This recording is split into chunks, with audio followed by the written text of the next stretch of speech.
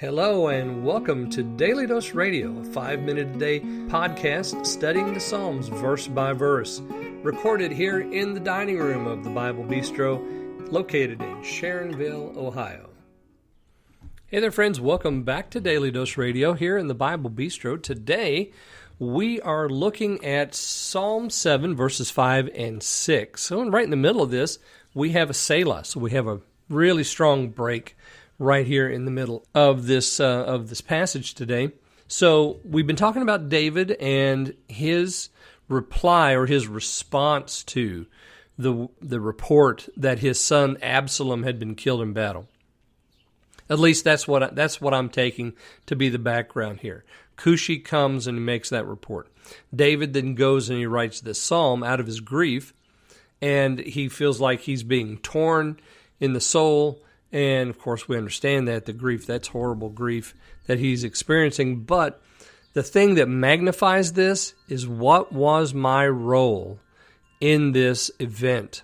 Something I did caused this, or aided this, or, gave place to this to happen. What was it? He said, if there's iniquity in my hands, if I've repaid evil, if I've delivered those who vexed me. So he says I did something. I either did something on the good side or something on the bad side. And Lord, I need to know which one it is, if there is iniquity. But he doesn't wait for the Lord to answer him.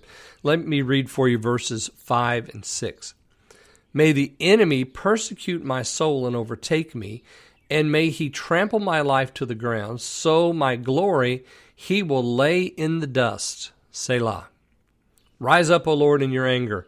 Lift up against the outburst of my enemies. Rouse yourself to me, the judgment of your command. Okay, that's verses 5 and 6.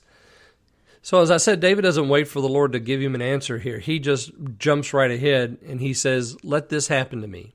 If I've done good when I should have been stronger in judgment, if I've done evil when I should have stand firm in faith, if I've done either one of those things, if there's iniquity in my hands, then let this happen. May the enemy persecute my soul and overtake me. Okay, now notice that in verse 2, it says that he tears my soul like a lion. The persecutor is doing his work, tearing his soul like a lion. With the report of Absalom's death, David's complicity in that situation is tearing him apart. Now he says, may the enemy persecute my soul and overtake me. If guilt is to be found in David, then he says, let this happen. Let the enemy persecute my soul and overtake me. I don't know if he means that or not, because he just prayed there in verse 2, Lord, save me from all my persecutors and deliver me. Now he says, well, may the enemy persecute me. Well, which is it? Do you want the Lord to deliver you, or do you want the enemy to persecute you? You see, the thing is that we're all guilty, and we all deserve the enemy to do this work in us. But every single one of us should cry out to the Lord for mercy, because God is loving and kind, and He stands ready to deliver us regardless of our sin. While we were yet sinners, Christ died for us. That's what the apostle tells us in Romans. So when David says, may the enemy persecute my soul, okay, well, he's going to do that anyway, because yes, you are guilty. Whether it was good or whether it was evil, it came out of a corrupt heart, David, you are guilty. And yes, we can look back at the scripture and see what you've done. And David, you're guilty. You're the man. This all happened on your watch. You're the father, you're the king, and yet you let these people behave in a way that you know is not right. May he trample my life down to the ground, so my glory, he will lay it in the dust. Well, that's the grave.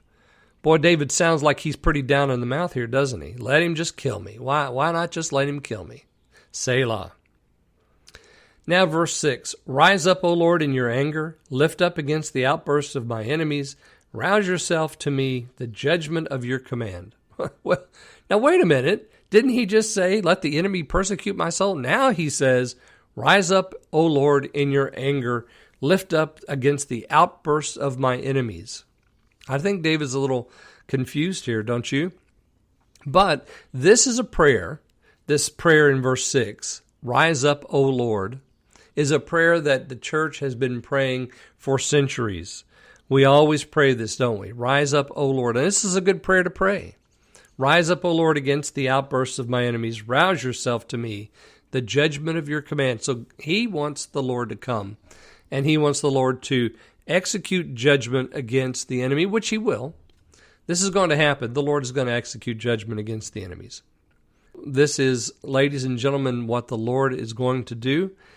But in the meantime, we need to deal with our own complicity in the situation.